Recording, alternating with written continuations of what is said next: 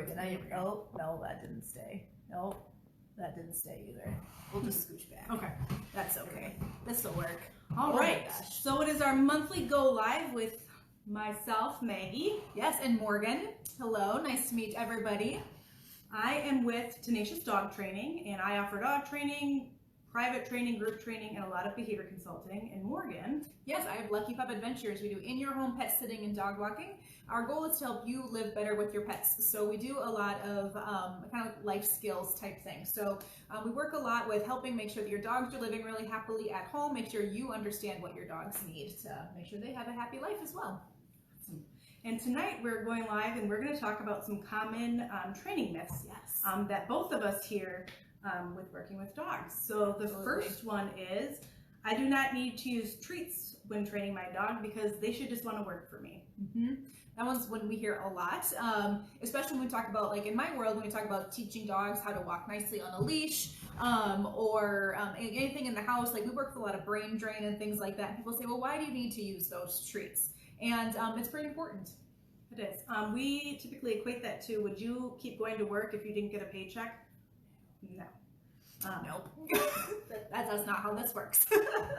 No, and not only that, but it teaches our dogs that they want to work with us, right? I mean, if we can provide them with those extra benefits, like if we think about like eons and eons ago on how dogs started to live cooperatively with humans, it was because of food, really. Like that's what the research is showing, is that they knew that it was advantageous to work with us because we could feed them and make their lives better. So that's really where this could come into as well. Absolutely. And another thing we do get with using treats is some people will say, hey Maggie, hey Morgan, my dog isn't food motivated. Mm-hmm. And usually what I say is, if they're alive, then they are, because they're eating. So sometimes we just need to find what is valuable to our dogs. Sometimes it isn't going to be their kibble. Sometimes we need to use roasted chicken, hot dogs, cheese, Pepperoni. My dogs love pepperonis. I also love them because they're pretty inexpensive. Most people say, well, I hate buying like pet store treats. And that's usually because they are really, really expensive. You think about like the dollars per pound of most treats, it's like 20 bucks a pound. And they're a lot of times they're not super motivating for a lot of dogs. So I love to go to the deli section. I like to buy like deli ham. You can buy low sodium things, meatballs, also like, you know, pre-made frozen meatballs. I love those. You can pull them out of the freezer, chop them up, or just tear them up. Cheese sticks, and pepperoni, again, really inexpensive things that our dogs are gonna love. Absolutely. The next myth we get a lot is, punishing my dog for pottying in the house will teach them to go potty outside. Mm-hmm. Potty training is hard. A lot of people, I mean, they try so many things because they want their dogs to be able to potty outside, right? Nobody wants to come home from work and find a mess in a kennel or find a mess somewhere in their house. And so they try to find something that's going to work, but this is one that doesn't work.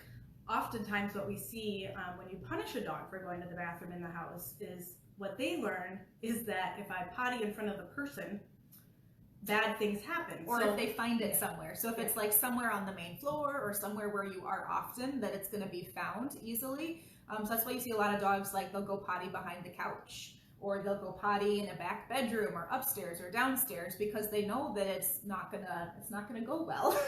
They just know that if they potty in front of you, it's bad. That's what they learn. So the best course of action is to find treats that your dog likes, set a timer when they're puppies, and make sure that you take them out consistently and reward them consistently for going outside. Absolutely. And a lot of people don't realize how short of time spans those need to be. So most puppies, water goes right through puppies especially. So people say, well, gosh, I just took them out 5 minutes ago. And it's like, well, if they went out 5 minutes ago and then they came back and they drank a big bowl of water, they probably have to go again in the next 5 to 10 minutes. So especially if you're just kind of hanging around the house, I set a timer for every 15 minutes for my baby puppies. And even my adult dogs that are learning, maybe they haven't, maybe they came to us without having had potty skills ahead of time, keep those times really, really short. That way they don't have the opportunity to go potty somewhere else. We just want to set them up for success to make the right choice, and also have that ability to empty their bladders. Absolutely. Yep, and like Maggie said too, find those treats that your dogs really love and have them on hand. So if you can leave them somewhere close to the door, so when you do have to take your dog out pretty quick, I don't know about you guys, but we call it like the poop walk in my house. Like, but like a little puppy is like, you know that it's like imminent, like it's going to be happening really, really soon, and everyone goes, oh no, get the puppy outside. If you can have treats that are readily accessible somewhere in your house that you can grab like on your way out the door, so you can still reward them outside, but you don't have to go hunting and searching for them, that's also really helpful. Absolutely. The next myth that we get is power walks are the only kind of walks that you should do with your dog. Absolutely. So, you know, think about what type of walk you want to have. Like, what are your goals when you go for a walk? This is something we talk a lot with our clients about too. It's like, what is your goal for this walk? Are you looking for energy drain? Are you looking for just physical exercise, like maybe a dog who needs to lose some weight? Or is it a mental drain? Are you looking to really like help this dog have maybe less anxiety or maybe have less energy just in general? Those are all different, and how we go for a walk is going to be different. And one thing that we do in our house, we vary the walks. So we might one day go out on a smelly walk where the dogs dictate what we do. I'm sure my neighbors think I'm crazy with 2 Great Danes and a German Shepherd that are just seemingly doing what they want, and then there's just me behind them. Yep. But it's a really great way for them to get mental stimulation. About 1/3 of a dog's brain is dedicated to their nose and interpreting the world through their nose. Yes. So it's so important to let them smell. We kind of equate it to going on a nature walk as a person with a blindfold on. Yeah. What's the point? Yeah. Yeah. And so many people, they say that too. They say, well, gosh, my dog spends the whole time with his nose down in the ground. He can't see the gorgeous scenery. Like, look, my client, she really was like, she needs to look up and enjoy the scenery. And it's like, well, dogs' brains don't work like that. Their nose is their dominant sense. And so it's just, you know, most dogs aren't looking around, they're smelling, and they can smell in such levels of detail that we can't even imagine. And so those are really important for them. Shy dogs also love smelling walks. Smelling is very relaxing and soothing to dogs, and so if you have a dog who's very shy, they can explore their neighborhood through scent. They're a lot more likely to become more comfortable. That's a really good point. Absolutely. So yeah, we love all kinds of walks. The next myth we get is that dogs need a certain amount of physical exercise every day. As Morgan kind of already alluded to, if your dog's overweight, that might be the case for you. But kind of tying into the smelling walks, dogs don't necessarily need a specific amount of physical exercise every day. They do need it, but the mental stimulation is the best. Yeah, absolutely. And it's important to that we think about, again, what is our goal for physical exercise? So many people say, gosh, I take my dog on a 5-mile run and he is still like bouncing off the walls and he's still overexcited and I just cannot get that energy drain. It might be because we're doing the wrong kind of energy drain. So physical exercise for a dog maybe has some anxiety or maybe just is, you know, has a really busy brain. Physical exercise kind of only teaches them to like be able to run more and have more energy, right? Where we're working them out physically as opposed to working their brain. And mental exercise is going to get you a lot farther than physical exercise. So for some people who are maybe doing a 5-mile run with their dogs, not a bad thing, but add in that mental exercise as well. We had some people who said, gosh, you know, I cut back on the exercise, like the physical exercise, and started doing more mental exercise, and my dog is a totally different dog. And those kind of things are fun as well. The next myth that we get a lot is oftentimes what people do when they get a new puppy. I'm not quite sure where they get the advice, but it is that they should mess with their puppy when they're eating to prevent resource guarding. Unfortunately, this causes resource guarding. And I totally understand where people maybe come up with that, because they think, oh, if my dog just has the experience of me taking their food and then giving it back, or taking their chew toy and giving it back, they understand that they'll always get it back. But really what they learn is that you're kind of unpredictable and that sometimes you come and take their stuff. I mean, if I was like, someone always stole my chocolate cake or like my steak, I'm telling you, I wouldn't be very happy with them. I would be eyeballing them every time they walk by my table, because I don't want my stuff taken. And so there's different approaches that you can take instead. Absolutely.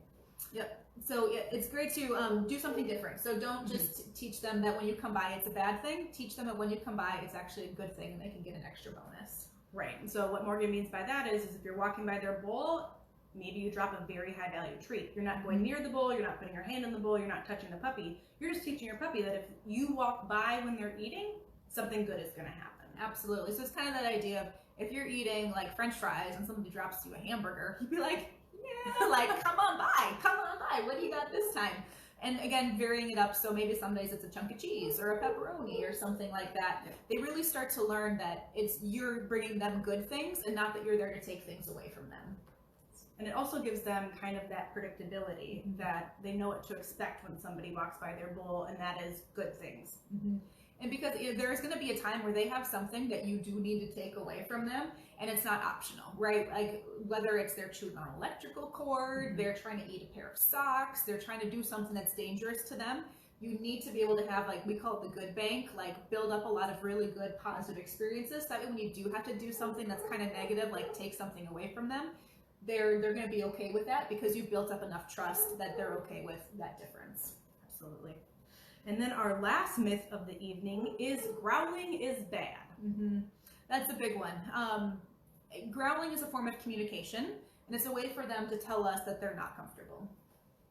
And we don't want to punish the growl because it gives us information and feedback from a dog. So I'm sure, as most of you know, they don't speak English. And I wish they did. Yeah. Wouldn't it be awesome if there was like thought bubbles, or they could just tell you how they were feeling? Or if I could understand a bark, that'd be great. Yeah, I would like that. But what I always tell clients when a dog is growling, they're just giving us feedback. And that is a great information for us because then we can do something to change that, whether it's the environment, whether it is distance. There's various reasons why a dog would growl, but it's good information that they're providing us. Absolutely. And it's a good clue to figure out, maybe is there something else going on? So we hear a lot from clients who say like, gosh, my dog growls at my kids. And it's like, okay, well, tell me more about that. What is the circumstances that is happening? And maybe there's something going on, like maybe you have a dog who hurt themselves, you know, and so they didn't used to growl at the kids, and now suddenly when the dogs or the kids walk by, the dog starts to growl. Well, that could be an anticipatory thing, like I hurt, and you know, even if the kids are perfectly gentle and kind with the dog, they might just have an owie going on that's their way of communicating it to us, and we wouldn't have any other way to know. And like Maggie said, it allows us to step in. So if something is not working well, it gives you an opportunity to make a change. Absolutely. Yeah. And those are our 6 training myths this evening. Yeah. Upcoming events. Yeah, absolutely. So I have a nose work class coming up. Our level 1 is all full, but we'll be doing another one probably starting in March, which is really, really exciting. And so you have a puppy manners class coming up. I have puppy manners starting on February 24th, and then an advanced clicker class starting February 24th as well. That class is best suited for people that are very clicker savvy.